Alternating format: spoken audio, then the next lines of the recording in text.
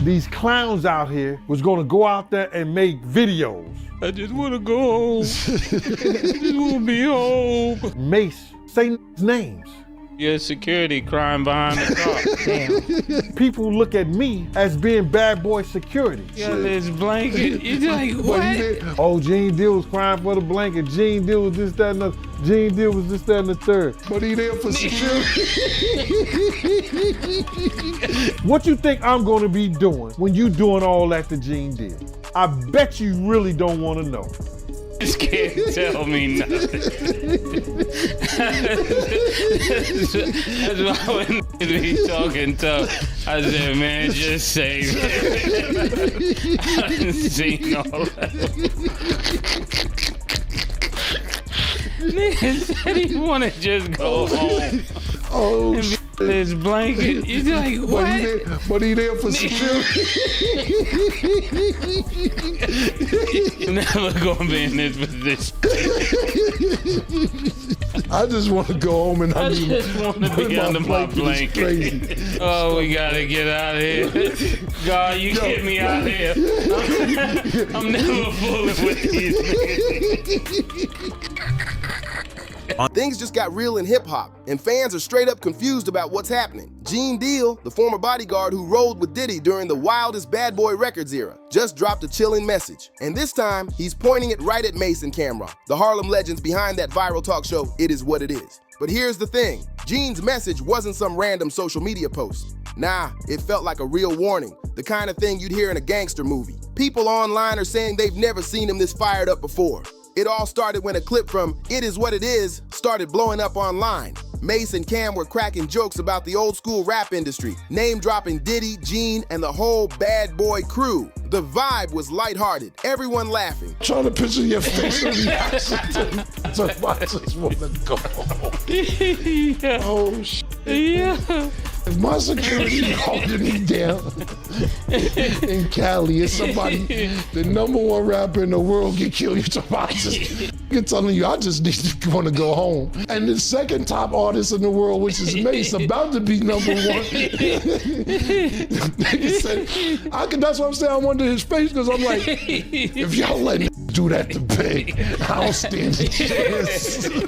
But if you paid attention, you could tell those jokes cut deep for some folks who actually lived through that chaos, especially Gene Deal. See, Gene ain't just some internet commentator. This man was in the room when some of hip-hop's darkest moments went down. He's spoken before about the Tupac and Biggie murders, Diddy's secret lifestyle, and what he called the dark side of fame. So when he saw Mace and Cam laughing about that era, he didn't take it as comedy, he took it personal. You could almost picture his face when he watched that clip. The mix of anger, disappointment, and that you don't really know what went down kind of look. Something about this moment hit a nerve, and the way Gene responded proves he's done staying quiet. A few nights later, Gene popped up on a live stream. Face locked in, eyes cold, tone deadly serious. Say if you gonna say something, be man of motherfucking never to name the name. When I tell a motherfucking story, Rex, I tell it with the name. Everybody trying to go viral. Everybody trying to go viral. Everybody trying to go viral out here. Yeah. Now the content creators who went out there and they start running off by their mouth, trying to make airwaves and trying to make a show. Here go a grown-ass man, Mace and Cameron, made suggestions to Bad Boy Security. These clowns out here was gonna go out there and make videos. When you do stuff like that, you gotta know right now that people look at me as being Bad Boy Security. You gotta be clear. As soon as that dropped, you got 5 or 6 out there. Oh, Gene Deal was crying for the blanket. Gene Deal was this, that, and the. Gene Deal was this, that, and the third. You already know, Mace. When you doing all that stuff to Gene Deal, what do Gene Deal supposed to be doing while you doing all that? I bet you really don't want to know. What you think I'm going to be doing when you doing all that to Gene Deal? They can play if they want to, but if they know what I know, they better find somebody else to play with. I never had to tell Big Nim shit. Keep it a buck. I never had to tell Big Nim shit. I told Big to his face, if you go to this party tonight, one of y'all gonna die. some people gonna die if you go to this party tonight. He wasn't joking, not even a little. He looked straight at the camera and said, "You think this is a game, but the streets ain't forgotten nothing. Tell them boys they better move careful. This industry eats people alive, especially the ones who think they're untouchable." The second he said that, social media exploded. Nobody could tell if he was dropping a warning or sending a threat. The message was short, but it carried serious weight. The way he said, "move careful," had everyone replaying that clip like, wait, what did he just mean by that? Bloggers jumped in instantly, flooding timelines with headlines like Gene Deal sends chilling message to Mace and Cameron, and Gene warns stop talking before it's too late. If you want to say something, Mace, tell us why you didn't go. Mace, why you didn't go to the party? Mace, why you didn't go to the party? Because I was in a hotel with Brandy. Why you didn't go? Brandy told you told me that Brandy told you, let's go to the party. Why you didn't go to the party? I didn't go to the party because all y'all seem like snakes. And I'm not going to So Mace, who told you, Mace, didn't I tell you, listen to him, Mace, let's keep it 100. When you was riding around, Let me answer. Go ahead. Let me answer the question. You guys went to security. If somebody shot the biggest rapper in the world, why y'all didn't shoot back? Y'all had time? Mace, let me ask you something. I'm gonna get to that. Mace, one question. When you was riding around Cali with Stevie J, didn't I pull you to the side and say, what the fuck is you doing in a drop top Benz riding around with Stevie J around Cali? Did I say that to you? Did I say that to you, Mace? That's some The whole thing had this creepy ghost from the past energy, like the old bad boy days were still haunting anybody who dared to speak on them.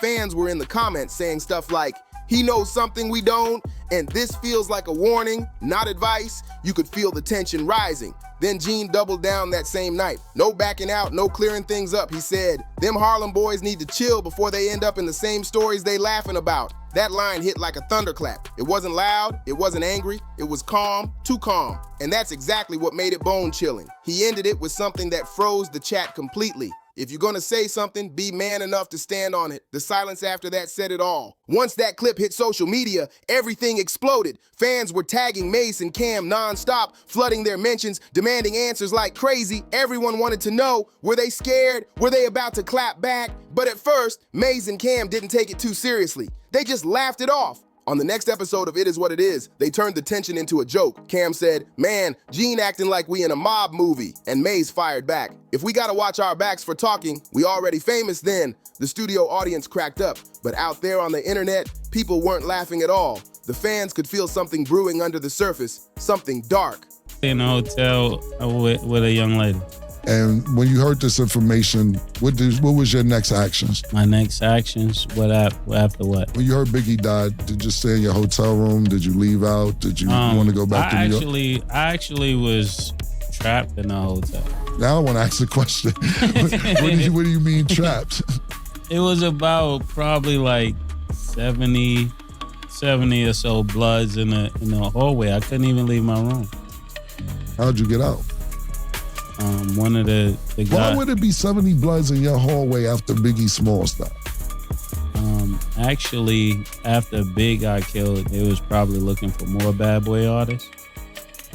And I couldn't even leave the room till Gene Deal, the officer had to come get me.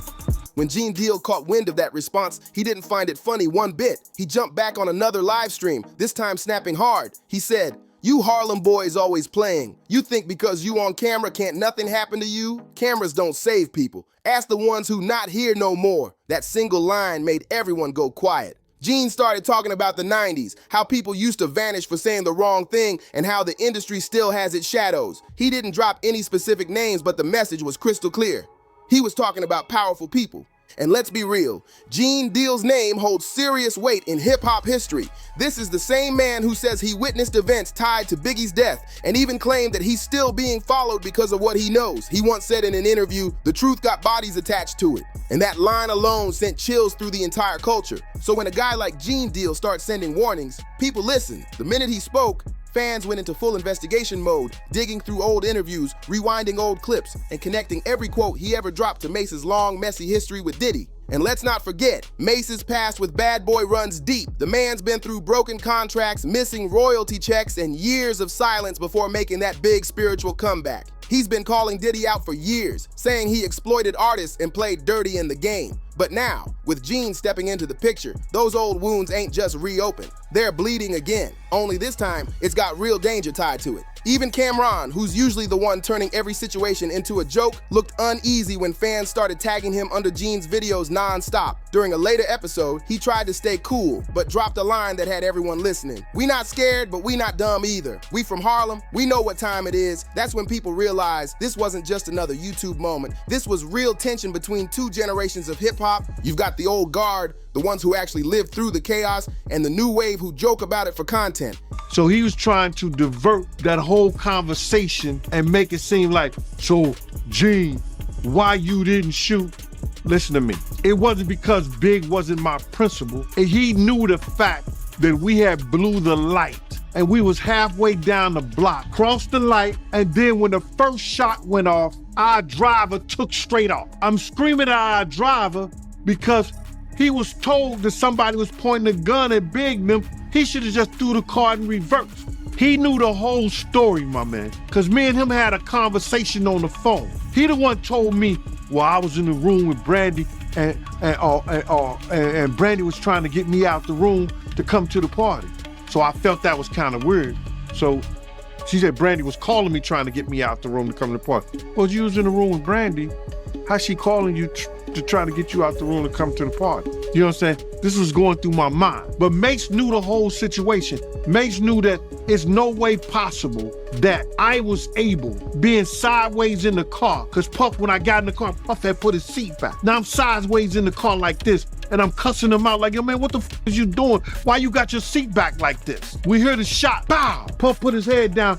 I go to open the door. Kitty flies, going straight. So he knew the whole story. What I supposed to do? Put my gun out the window and just start shooting like this? When the car had already turned the corner, it came out of parking space. So he knew the story, bruh. He was trying to just divert the attention of, well, why security? So ask security, ask Big security, ask Paul, ask the LAPD. The LAPD officer that was right there, they was right behind. Paul was outside the car. Why didn't they shoot? Why when we turn back around and come down the street, that they way down the block, they coming back when we get back to the car. When we get back to the car, nobody's in Big's car but Big. Mace knew this. Me and Mace had this conversation. Him and Tone is like this. He knew me and Tone jumped in the car and chased after the guy. We couldn't catch him. He wanted to divert the attention from himself because why didn't you tell Big that these dudes was trying to get at you, bruh? You had that conversation with Puff, but you ain't had that conversation with Big. Big was your label mate. So people come on to him, why you ain't shoot? Listen to me, bro. At that time, I was young, dumb, and full of cum. Anybody who really knows me know that they ain't gotta worry about nothing if it comes to the point where gunplay has to be a part of my security. I'm not gonna hesitate, because I never bodyguard anybody that I wasn't willing to lay down my life for.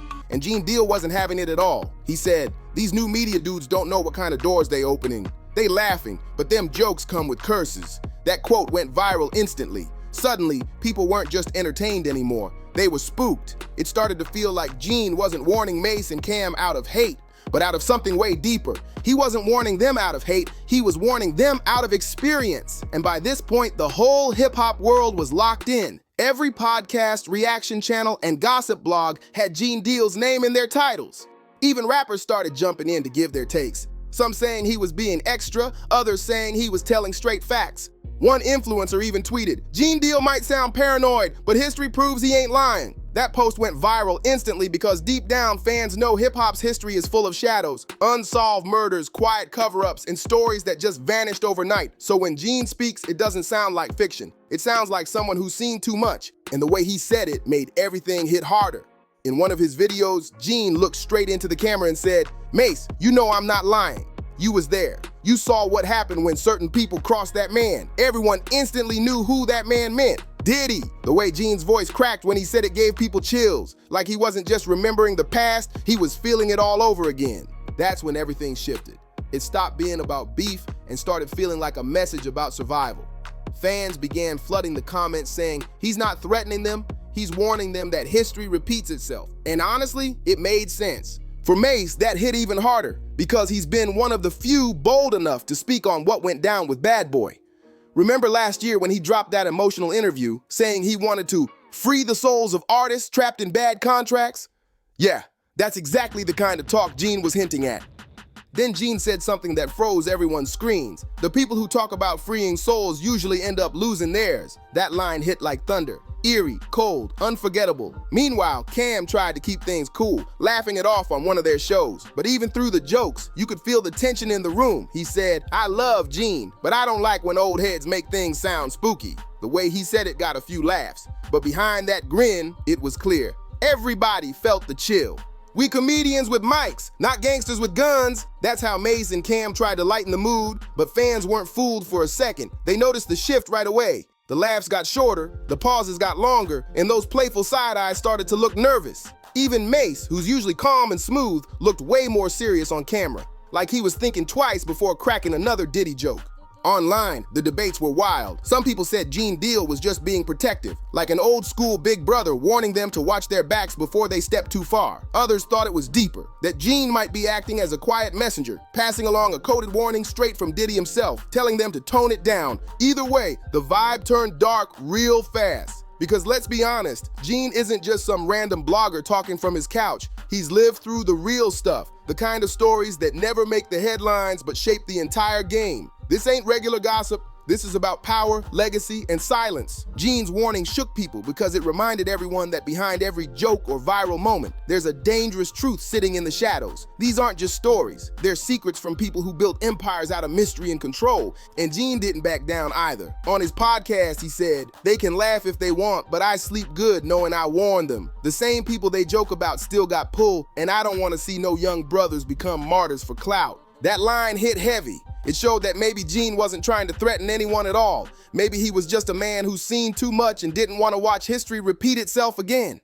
But maybe Gene's words weren't about control. Maybe they were about protection. He's seen too many people fall for saying the wrong thing to the wrong audience. And deep down, he probably sees Mace and Cam walking that same risky path. Fans online are still completely divided, some calling Gene a truth teller saying he's just keeping it real in a fake world. Others think he's stirring fear to stay in the spotlight, trying to keep his name attached to the headlines. But no matter what side you're on, the tension is undeniable. The whole vibe around It Is What It Is changed overnight. The jokes slowed down, the laughs got quieter, and everyone's wondering, will Mace and Cam clap back again or keep their heads low this time? Because this doesn't feel like just another online back and forth. This feels bigger. It's not just about words anymore, it's about power. Gene's message was sharp and clear. There are still unspoken rules in hip-hop that outsiders will never understand. You can laugh, you can talk, but once you cross certain lines, you wake up old ghosts. And Mace and Cam might have just poked one of the oldest ones in the game.